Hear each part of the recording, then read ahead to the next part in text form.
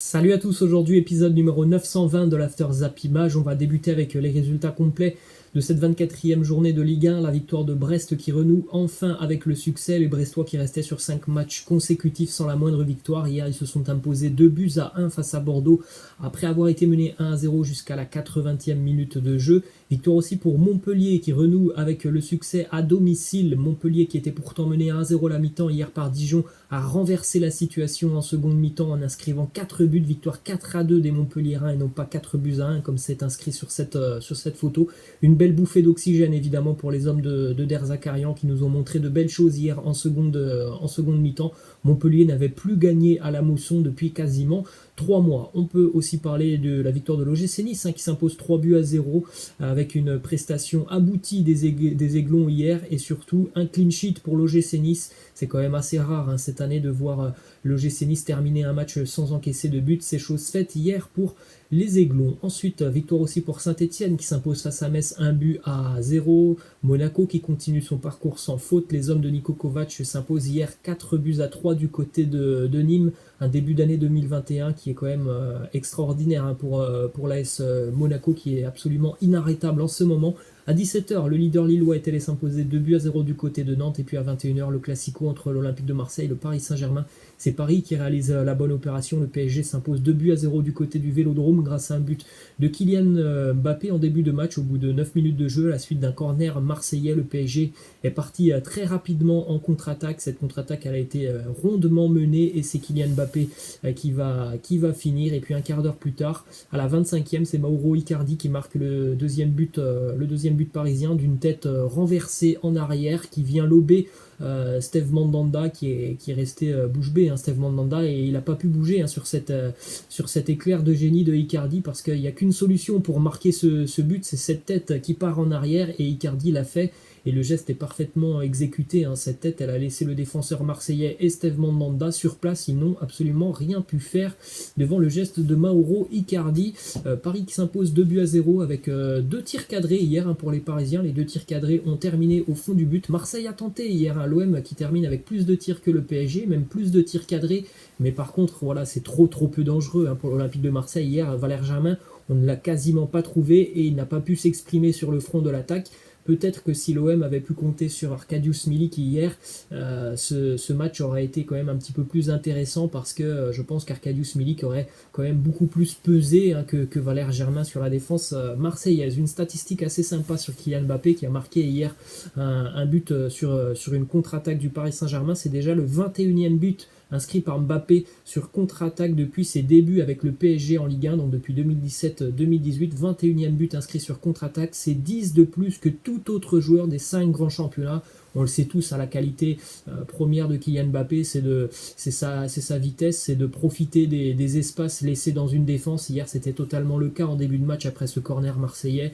L'OM qui n'a pas su revenir assez vite pour contrecarrer la contre-attaque parisienne. Et évidemment, Kylian Mbappé, lorsqu'il a des espaces, en général, ça fait très mal. On se rappelle tous notamment de ce France-Argentine en Coupe du Monde. Ensuite, une autre déclaration de Mbappé qui nous parle un petit peu de l'avenir pour le Paris Saint-Germain et donc de la Ligue 1, mais aussi du Barça en Ligue des Champions. Il nous dit on ne pense pas encore au Barça car on est encore obligé de se concentrer sur le prochain match de championnat vu qu'on a laissé déjà trop de points en route. Mais c'est peut-être pas plus mal pour nous car on joue les matchs avec intensité. On ne sera donc pas surpris en Ligue 1, en Ligue des Champions.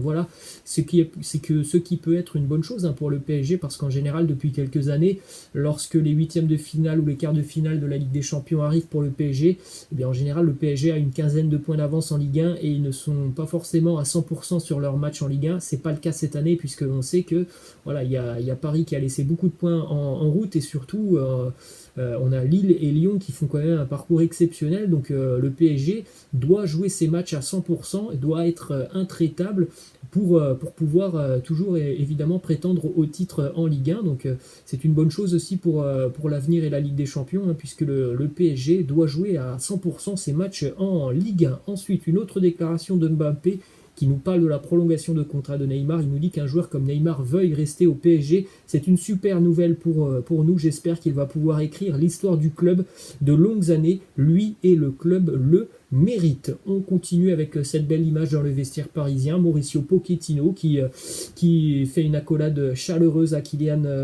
Mbappé. Et évidemment, on entend beaucoup Mauricio Pochettino nous parler de Mbappé, de cette confiance qu'il va retrouver et surtout du souhait qu'il a, c'est de voir Mbappé évidemment prolongé du côté de Paris. Ensuite, une déclat de Marco Verratti qui nous dit bien sûr que je dois m'améliorer sur les cartons jaunes pour contestation, mais sur les fautes tactiques, je pense que je vais continuer à les faire. Et on connaît tous Marco Verratti, son caractère notamment avec les arbitres, il parle beaucoup trop, il est trop expressif et en général ça ne plaît pas beaucoup aux arbitres qui sortent assez rapidement les cartons pour Verratti. Bon, souvent c'est quand même assez justifié. Et on connaît tous aussi la filouterie de Marco Verratti qui est capable de faire des fautes très intelligentes, notamment sur des contre-attaques. Il est capable tout simplement d'aller ceinturer un joueur pour permettre à son équipe de se replacer. Et ça, évidemment, Marco Verratti le dit, je continuerai à le faire parce que même si ce sont des fautes grossières, ce sont des fautes intelligentes qui permettent à tout un groupe de se replacer. Du côté de l'Olympique de Marseille, hier, on a terminé cette rencontre à 10 contre 11 après l'expulsion de Dimitri Payet à la suite justement d'une énorme faute sur Marco Verratti. Dimitri Payet qui sera évidemment suspendu. Donc bon, c'est pas une très très bonne nouvelle pour l'Olympique de Marseille qui a déjà beaucoup de difficultés sur le terrain. Donc de perdre en plus de ça un joueur qui peut amener du danger offensivement, même si c'est vrai que depuis quelques mois il en amène pas beaucoup du danger, et ben c'est quand même une mauvaise nouvelle pour les Phocéens. Ensuite, le résultat du leader lillois qui s'est imposé hier 2-0 du côté de la Beaujoire grâce à un doublé de Jonathan David. Jonathan David, il a quand même trouvé ses marques depuis quelques semaines avec le groupe de Christophe Galtier. Une première mi-temps très intéressante de Lille, un peu plus compliquée sur la seconde mi-temps, surtout la première mi-temps de Nantes qui était catastrophique. En première mi-temps, Nantes, c'est 28% de possession de balle, un seul tir en première mi-temps. C'était beaucoup mieux en seconde mi-temps, mais c'est quand même une prestation terriblement inquiétante pour les hommes de Raymond Domenech. On ne voit pas beaucoup ce qui pourrait changer du côté de Nantes. Les journées passent et les Canaries continuent de s'enfoncer au niveau du classement. Ensuite, on poursuit avec une stat assez sympa sur Lille qui n'avait pas réalisé une telle série à l'extérieur depuis 1949. La série, c'est 6 victoires consécutives à l'extérieur pour les hommes de Christophe Galtier. Et évidemment, Lille est un sérieux candidat au titre de champion de France. Ensuite, on continue avec deux petites infos qui concernent Raymond Domenech. Hier, à la mi-temps de ce match face à Lille, Raymond Domenech a laissé ses joueurs tout seuls dans le vestiaire. Bon, c'est un choix. Il y a des entraîneurs qui font ça parfois, de laisser leurs joueurs s'auto-gérer seuls à la mi-temps. Alors, est-ce que ce choix a été positif? Je ne sais pas. En tout cas, Nantes a fait quand même de meilleures choses en seconde mi-temps hier, mais en même temps, c'était pas très compliqué vu la première mi-temps, il faut le dire, vraiment catastrophique des Canaries hier. En tout cas, ils sont quand même sans solution. On a l'impression, les hommes de Raymond Domenech. Ensuite, une déclat de Domenech juste après le match. Il nous dit il ne faut pas céder à la panique. Si tout le monde cède à la panique, c'est clair que ça va se diluer encore plus. C'est maintenant qu'il faut être costaud, être tous ensemble quand ça prend un peu l'eau. Là, c'est pas que ça prend un peu l'eau, c'est que vraiment ça prend l'eau de toutes parts du côté de Nantes. Ça fait quasiment 4 mois qu'on n'a pas gagné un match en Ligue 1. Sur le terrain, c'est d'une pauvreté abyssale ce que nous proposent les Nantais. C'est quand même très très inquiétant pour la fin de saison des Canaries. Ensuite, du côté de Monaco, les statistiques d'Alexander Golovin qui a marqué hier un triplé du côté de Nîmes et en plus de ça il a délivré une passe décisive, 28 passes dans le camp adverse nîmois. Alexander Golovin qui est revenu de blessure depuis quelques semaines et il est très très en forme, l'international russe. Ensuite, une petite info du côté du Stade Rennais, info mercato, puisque Mbaye Niang est prêté jusqu'à la fin de saison à Al Ahly du côté de l'Arabie Saoudite. Il me semble d'ailleurs qu'Al Ahly est leader pour le moment du championnat d'Arabie Saoudite. Ensuite, on enchaîne les amis avec le classement de la Ligue 1 après 24 journées. Donc Lille toujours en tête, 54 points, devant Lyon 52, Paris toujours 3e, 51 points et Monaco 4e avec 48 points. Donc les 4 leaders de la Ligue 1 ont fait un sans faute ce week-end et regardez déjà le trou énorme entre le 4e et le 5e. 48 points pour Monaco, 5e place Rennes, 38 points. Marseille est maintenant 9e avec 33 points. On rappelle que l'OM a des matchs en retard en bas de tableau. Nîmes et Dijon sont les deux derniers avec 15 points. Ils sont déjà décrochés par le 18e et barragiste Nantes, 19 points.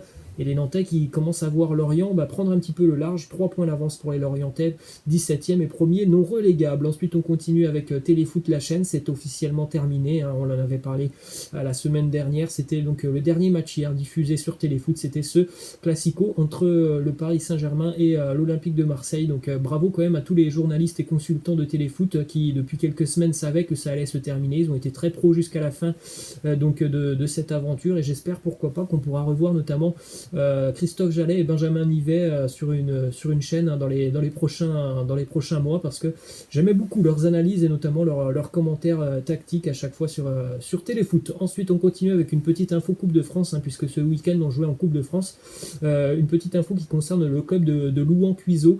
Le club de Louan a oublié hier son latéral droit Thierry Njo sur une aire d'autoroute à côté de Besançon avant le match face à Belfort. Les dirigeants du club ont dû aller le chercher en urgence. Voilà, les histoires un petit peu folles de cette Coupe de France. Direction l'Espagne maintenant avec la victoire du Barça qui s'est imposé hier du côté de Séville face au Betis sur le score de 3-2. Ça a été un match compliqué pour le Barça, notamment une première mi-temps assez dure hein, pour les Catalans qui n'ont pas pu se montrer dangereux sur la première mi-temps.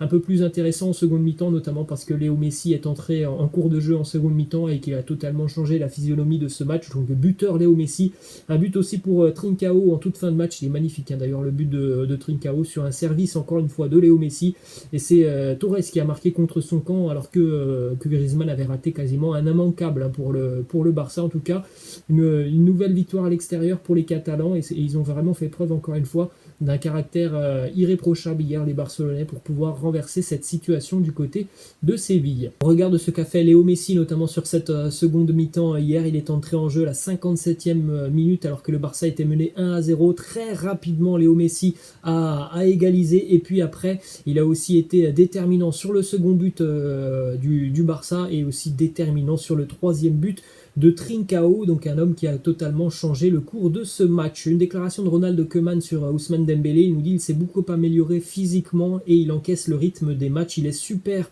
en 1 contre 1 et il est très rapide, j'adore ce joueur, il est très impliqué et très heureux, tant mieux pour le Barça, tant mieux pour Ousmane Dembélé qui physiquement est de mieux en mieux. On poursuit du côté de Madrid les amis avec la une du quotidien AS qui titre sur la mauvaise période du Real Madrid en termes de blessures. Regardez, hein, Zinedine Zidane qui a seulement 12 joueurs de l'équipe première disponibles pour affronter Retafe demain, match en Liga demain pour le Real Madrid, match en retard face à Retafe, seulement 12 joueurs de l'équipe première sont disponibles pour le Real, et regardez surtout la liste des absents pour le Real Madrid: Sergio Ramos, Militao, Carvajal, Odriozola, Kroos, Valverde, Isco, Lucas Vazquez, Eden Hazard, Rodrigo. Tous ces joueurs devraient être absents demain face à Retafe. C'est un véritable calvaire en ce moment pour le Real Madrid au niveau des blessures. Zidane va certainement devoir composer une équipe remaniée demain face à Retafe. Ensuite, on continue justement avec Marcelo qui pourrait donc demain être titulaire. Marcelo, il a été remplaçant à 47 reprises sur les 3 dernières saisons, dont 20 fois déjà cette saison. Mais les blessures de Militao et Odriozola et la situation incertaine concernant Lucas Vazquez devraient permettre aux Brésiliens d'être titulaires face à Retafe. C'est une véritable hécatombe du côté du Real Madrid. On prend la direction de l'Angleterre maintenant avec la passation de pouvoir entre le champion d'Angleterre Liverpool et peut-être le futur champion Manchester City. Hier les Citizens de Guardiola se sont imposés 4-1 du côté d'Anfield, une équipe de Liverpool qui vient donc de perdre une 3e fois consécutivement à domicile. Ce n'était plus arrivé aux Reds depuis 57 ans. Liverpool atomisé hier par City, 4-1, une équipe fébrile de Liverpool. On l'a vu hier avec des attaquants qui ne sont pas en forme, et ça on le sait déjà depuis quelques semaines, une arrière-garde très très fébrile, un gardien plus que fébrile puisqu'il a coûté 2 buts aux Reds hier face à une équipe de City complètement flamboyante, un Raheem Sterling qui a été monstrueux hier, un Phil Foden qui était pareil, Phil Foden il est exceptionnel, Gundogan qui est un véritable buteur cette année, c'est une chose assez incroyable pour lui qui ne marque quasiment jamais depuis le début de sa carrière. Cette année il en est déjà à 9 buts en première ligue, donc voilà, pour Liverpool ça a été catastrophique hier ce qu'il s'est passé. Les buteurs de City, doublé pour Gundogan, un but pour Sterling, un but pour Phil Foden. Du côté de Liverpool c'est Salah qui avait égalisé sur penalty. Malheureusement malheureusement du côté de Liverpool. Hier, ils se sont plombés tout seuls avec notamment les 2 énormes erreurs de Alisson. Je ne sais pas ce qui s'est passé pour Alisson. En l'espace de 3 minutes, il a donné 2 ballons aux joueurs de City qui en ont tout de suite profité pour marquer 2 énormes erreurs du gardien brésilien qui hier a vraiment vécu un sale après-midi. Du côté d'Anfield, direction l'Italie maintenant avec les statistiques d'Alvaro Morata qui est directement impliqué dans 23 buts en 25 matchs cette année, toutes compétitions confondues avec la Juve. C'est 13 buts marqués et 10 passes décisives. Toujours du côté de l'Italie, hier Milan qui s'est imposé 4-0 tranquillement face à Crotone avec un doublé de Ibrahimovic, un doublé aussi pour Ante Rebic. Ibrahimovic qui a d'ailleurs dépassé la barre des 500 buts marqués en carrière, 501e but marqué hier pour Ibra face à Crotone. On continue du côté de l'Angleterre avec cette petite info qui concerne Petr Cech. C'était en 2012 lors de la finale de la Ligue des Champions entre le Bayern et Chelsea. Petr Cech avait passé près de 8 heures à étudier les tireurs de pénalty du club bavarois. Ses efforts avaient payé, puisqu'on rappelle en 2012, Chelsea s'était imposé face au Bayern Munich en finale de la Ligue des Champions et Petr Cech avait notamment arrêté dans le temps réglementaire un pénalty de Arjen Robben et il avait aussi arrêté 2 pénaltys sur la séance des tirs au but, celui de Schweinsteiger et de Ivica Olic. On va terminer les amis avec cette question de fin. Selon vous, lequel de ces 4 cracks anglais vous impressionne le plus? Jadon Sancho, Phil Foden, Mason Mount ou alors Callum Hudson-Odoi? Laissez-moi en commentaire quel est le joueur qui pour vous a le plus gros potentiel. Pour moi c'est Phil Foden. Voilà les amis, la fin de cet After Zap Image. J'espère que ça vous a plu. N'hésitez pas comme d'habitude à lâcher un petit like. Je vous laisse et je vous dis à la prochaine. Ciao.